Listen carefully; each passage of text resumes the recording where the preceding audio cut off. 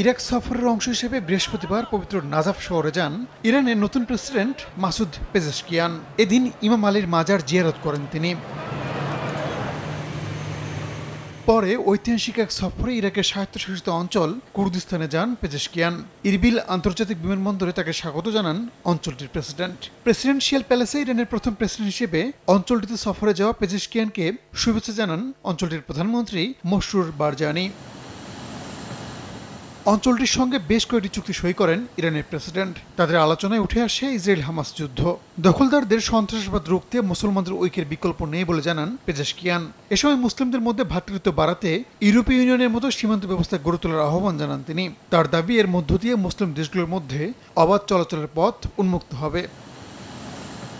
এর আগে বুধবার 3 দিনের সফরে বাগদাদের মাটিতে পা রাখেন ইরানের প্রেসিডেন্ট। ক্ষমতা গ্রহণের পর প্রথম বিদেশ সফরে ইরাকে যান তিনি। সফরের প্রথম দিন ইরাকের প্রধানমন্ত্রী মোহাম্মদ শিয়া আল সুদানির সঙ্গে সাক্ষাৎ করেন মাসুদ পেজেশকিয়ান। দুই দেশের মধ্যে কয়েকটি চুক্তিও স্বাক্ষর হয়। রাহানুল রানা, সময় সংবাদ।